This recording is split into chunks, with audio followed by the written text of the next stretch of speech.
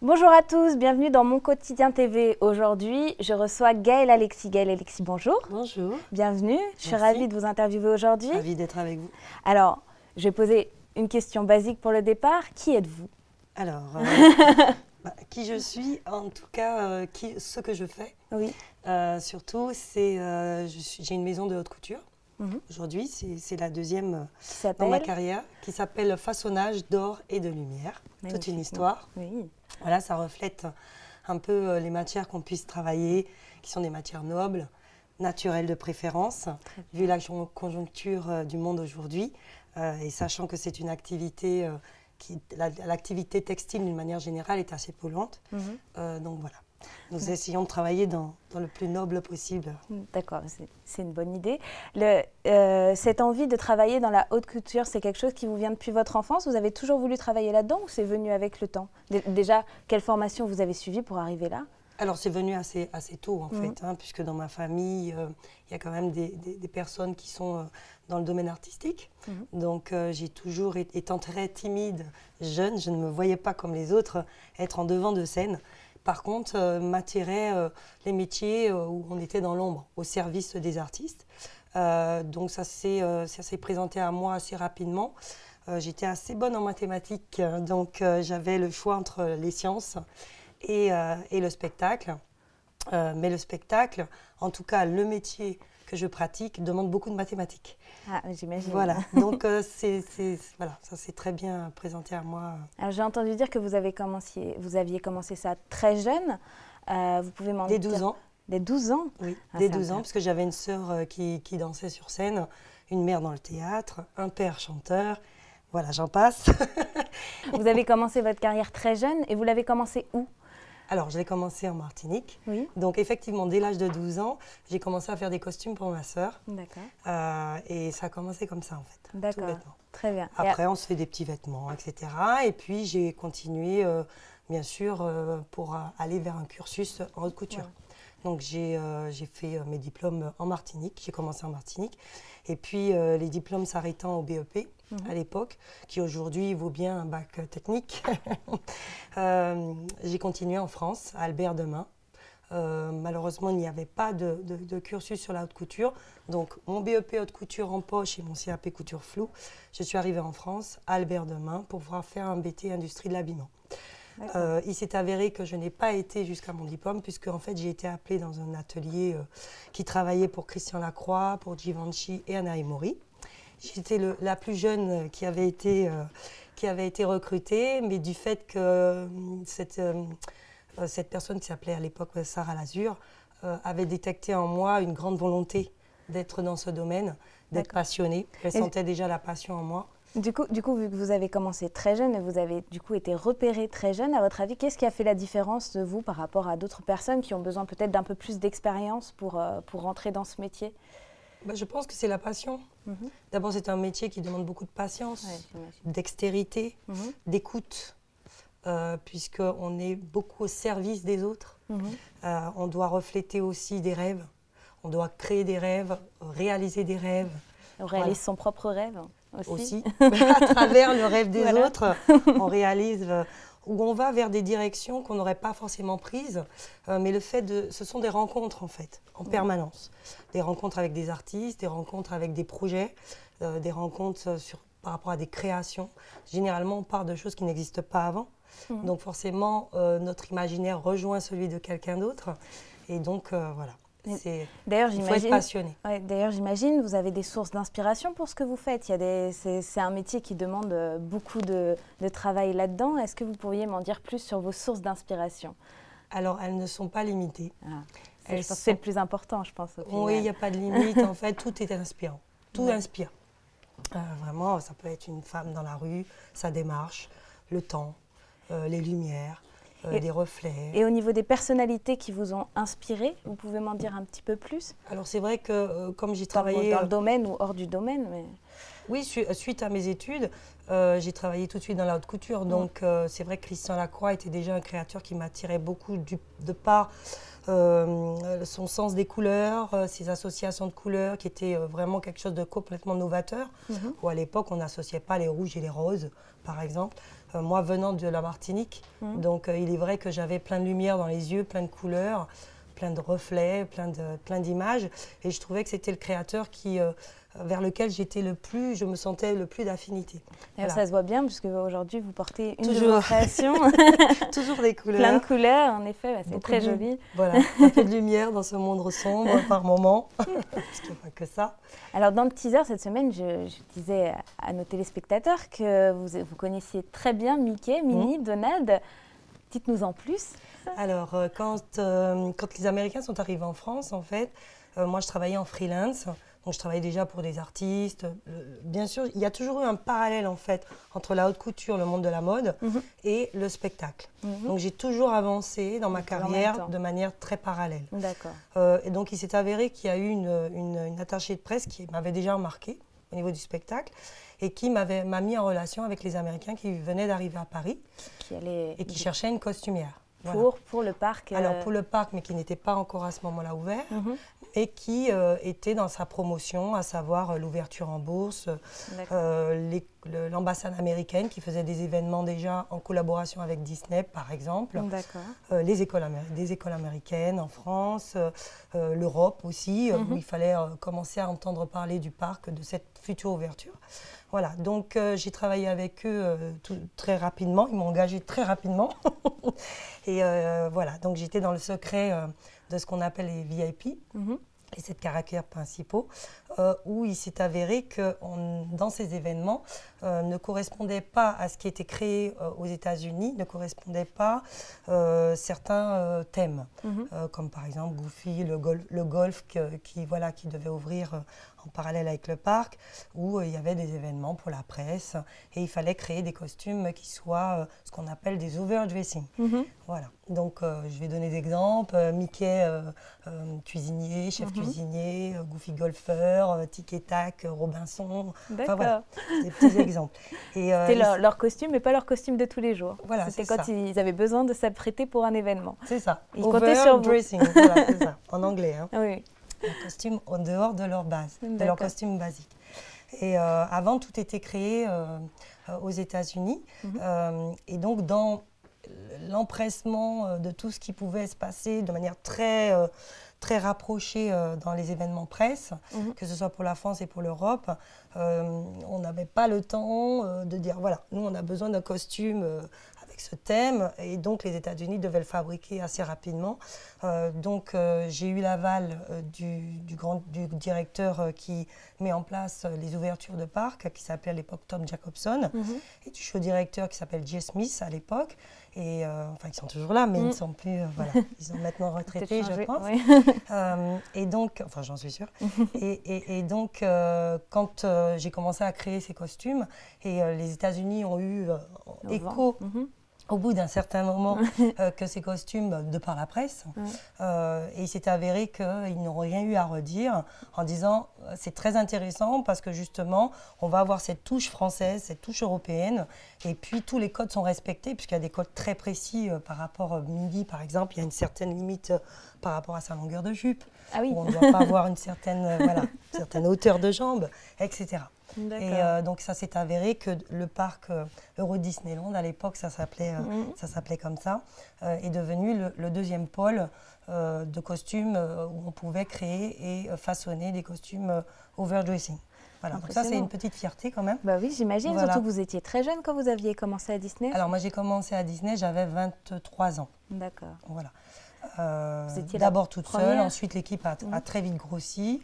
On s'est situé à la SFP. À l'époque, les premiers bureaux étaient à la SFP. Enfin, on était d'abord à Place de la Madeleine, la SFP. Et puis, quand il a commencé à y avoir les premiers chantiers, enfin les premiers bureaux sur le parc, on a pu s'installer sur le parc. Donc avant, c'était une grande plaine. Hein. Oui. Tout a été créé, les doudanes, les landes, comme on dit. Très bien. Et après cette activité à Disney, vous avez eu envie de changer de... Alors, c'est pas tellement que j'ai eu envie de changer. Alors, d'abord, à Disney, c'est vrai que j'étais responsable de tout ce qui était ce qu'on appelait les special events. Donc, toutes les ouvertures d'attractions, les grandes ouvertures, les grands événements qui se passaient à Disney. À l'année, j'étais responsable des VIP, bien sûr, Oui. des overdressing, et puis de tous les musiciens du parc. D'accord. Donc, Ça faisait beaucoup de responsabilités pour... oui, mais ça vous plaisait, non? d'abord, je pouvais y faire face. Mhm. Après, par rapport à mon sens de l'organisation, etc., il y a des choses qui ont pu...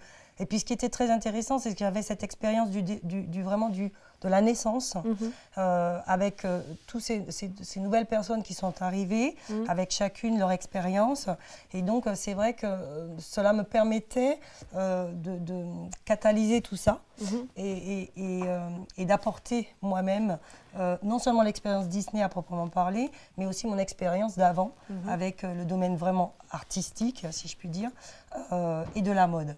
Voilà. Et donc tout cet ensemble enrichi aussi de toutes ces nouvelles... absolument, de tous ces échanges aussi, parce qu'il y a beaucoup de corps de métier qui rentraient en compte dans ces événements, dans ces spectacles. J'imagine qu'un spectacle, ça demande aussi pas seulement le costume, mais le maquillage, la coiffure, etc. Donc vous devez travailler avec des équipes de différents domaines. Tout à fait. Donc c'était très, très enrichissant, tout ce travail d'équipe, que je connaissais déjà par rapport au fait d'avoir, en tant que freelance avant, où j'ai travaillé aussi sur des gros événements, comme les 100 ans de la Tour Eiffel, le défilé qui avait été commandé à l'époque par Mitterrand, de Jean-Paul Goude, avec qui j'ai travaillé aussi.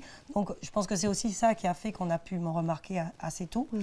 C'est ma volonté, c'est ma passion. Bien sûr. En fait, il n'y a pas de miracle, en vrai, quelque part.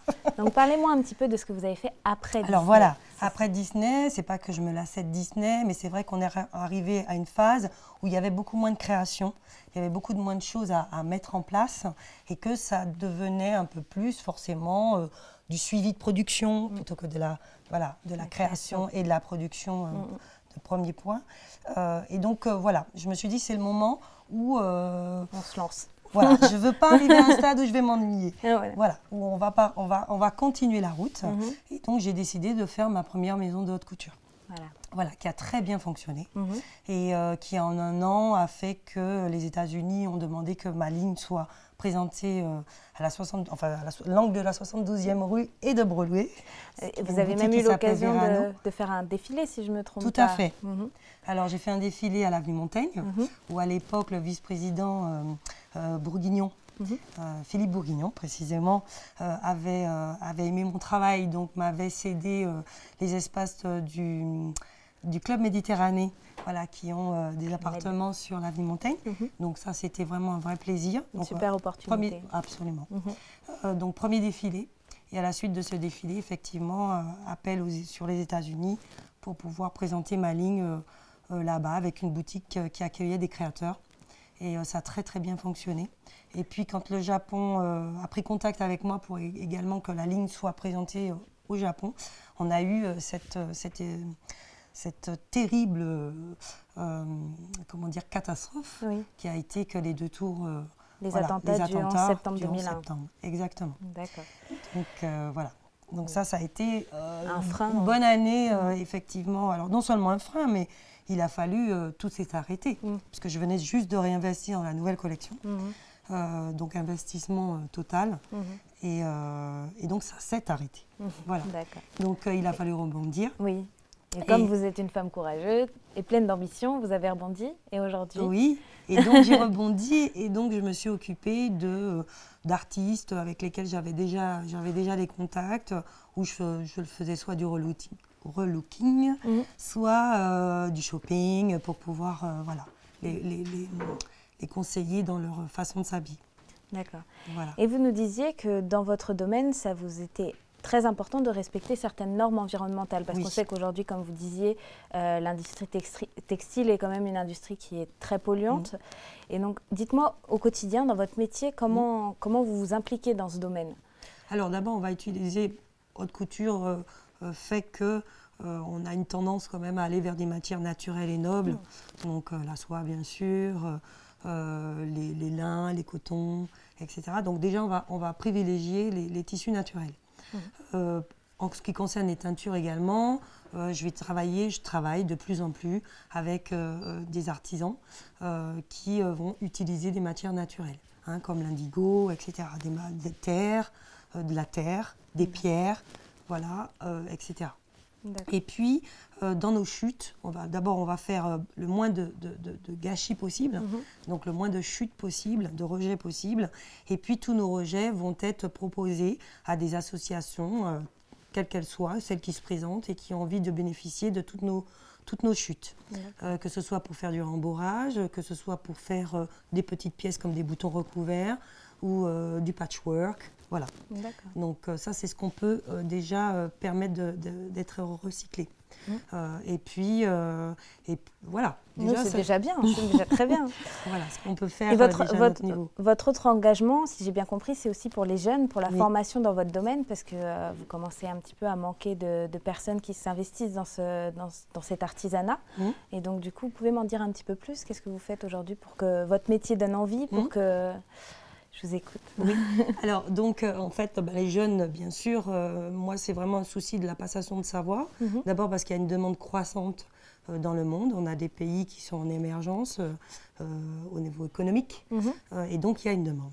Qu'elle soit dans beaucoup de domaines artistiques. Et on en fait partie. Sauf que nous manquons de jeunes qui sortent avec des cursus qualifiants au niveau de l'excellence. Et donc, ou alors, il y a des cursus qui ne sont pas complets. Donc, bien sûr, on accueille des stagiaires. Donc, il y a certains lycées qui travaillent avec nous et qui nous envoient les meilleurs élèves, si je puis dire. Ils font une présélection. D'abord parce que, comme ils le disent eux-mêmes, nous sommes une adresse précieuse pour eux, puisqu'il y a sur le potentiel d'élèves qu'ils ont en classe, par exemple, selon chaque année, ils vont avoir quelques éléments comme ça où il serait envisageable qu'ils puissent nous découvrir et qu'ils puissent avoir envie d'aller vers ce métier, puisqu'ils ont des capacités qui permettraient qu'ils aillent vers nous, ce qui est souvent le cas. Qui découvrent l'univers de la haute gamme, parce que ce sont très régulièrement des élèves qui viennent de cursus industriels, puisque c'est malheureusement ce qui est beaucoup proposé. Alors je sais que l'Éducation nationale doit revoir tout ça. Néanmoins, des diplômes haute couture, ça n'existe plus beaucoup. Il y a une école à Bastille qui va travailler sur des diplômes du spectacle. Mais bon, voilà, c'est quelque chose où on est très ouvert à former les jeunes. On ne peut pas accueillir tout le monde, évidemment. Mais du coup, aujourd'hui, quelqu'un qui, je pense que vous avez donné envie, je pense que quelqu'un aujourd'hui qui est intéressé par ce domaine pourrait vouloir vous contacter. Donc avec grand plaisir. Avec grand plaisir, on suscite des vocations. C'est ça, il faut commencer. Et il y a une demande, et c'est des métiers où on gagne bien notre vie, où il y a de très belles choses à faire. Il faut avoir, même si la passion n'est pas là tout de suite, mais dans la découverte, chaque fois qu'on voit des jeunes où il y a un déclenchement de passion, généralement, ça les amène vers de belles choses. Voilà. Ils ne sont pas obligés de faire tout leur cursus chez nous. Il y a aussi un nouvel élément, c'est qu'on a au quotidien, tout le long de l'année, de la formation. On forme en modélisme, on forme en stylisme, on forme en haute couture, bien sûr. Voilà, tout au long de l'année. D'accord, c'est très intéressant. Donc, je pense pour que tous les niveaux, il n'y a pas on a des élèves qui sont arrivés sans coudre et qui aujourd'hui arrivent à rejoindre des élèves qui avaient déjà un petit bagage. Voilà, Donc maintenant, je vais vous parler de quelque chose dont on a parlé un petit peu en coulisses tout à l'heure. Comme à peu près tous les domaines, le domaine artistique a été touché par la crise du Covid-19.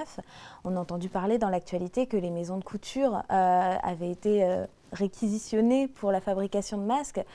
Au niveau de votre entreprise, je pense que vous avez touché un peu à ce domaine-là aussi. Alors nous, on travaille pour le monde du spectacle, l'événementiel. On travaille pour des artistes de toute expression scénique, pour les professionnels, puisqu'on fait du sur-mesure, c'est notre vocation première.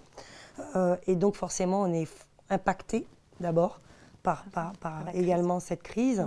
On soutient complètement nos artistes, que ce soit financièrement, par exemple sur un projet où on puisse commencer à travailler pour que quand ça va repartir, ces artistes qui aujourd'hui ont des budgets qui sont limités ou coupés. Voilà, donc on s'associe avec eux, on est partenaire avec eux pour que le redémarrage se passe bien. Néanmoins, pendant cette crise, effectivement, les masques, alors on s'est tourné vers quelque chose de professionnel. AFNOR a mis en place un cahier des charges. Alors des cahiers des charges, ils ont fait les homologations, ce qui après, ils ont permis à des professionnels comme nous de pouvoir rebondir avec cet outil. Donc avoir des conformités, fabriquer des masques conformes, puisqu'ils ont fait plusieurs tests et que c'est quand même un certain coût. Donc des auto-entrepreneuses ont pu travailler sur des masques, enfin je parle des gens sérieux, puisqu'il y a du masque, il y en a eu de toutes sortes. Et à l'époque aussi, les informations sur cette importance de la filtration, du niveau de filtration n'était pas encore connu. Néanmoins, nous, on a eu ces informations très tôt et donc ça nous a permis d'aider d'autres entreprises à déconfiner et pouvoir faire en sorte que leurs employés puissent travailler déjà avant que le public soit, eux, déconfinés. Voilà, donc on a participé à ça, ce qui nous a quand même énormément aidé au niveau financier et d'être là encore aujourd'hui. Ça a été quand même un passage important dans notre continuité. D'accord. Et si vous pouviez résumer du coup votre carrière qui n'est pas finie et qui va encore continuer longtemps, je le souhaite. En un mot, quel est le mot qui vous viendrait à l'esprit pour parler de ce que vous avez fait dans la vie? Lumière. Lumière. Ah, c'est comme la manière dont vous êtes habillée aujourd'hui, tout en lumière. Merci à vous. De rien. J'ai une dernière question à vous poser pour notre émission. Est-ce que vous acceptez que cette émission soit diffusée? Avec grand plaisir. D'accord. C'est un plaisir pour moi aussi. Donc, merci d'avoir suivi cette émission de Mon Quotidien TV. Je tiens à remercier Cyril Bartholomé à la réalisation, Christophe Messager à la technique, Jean-Sébastien Roucher pour Atoucam et Patrice Batman pour Griffe Production, à la production de l'émission, et Océane Dio pour le maquillage. Je vous remercie, au revoir et à la semaine prochaine. Au revoir, merci. Au revoir.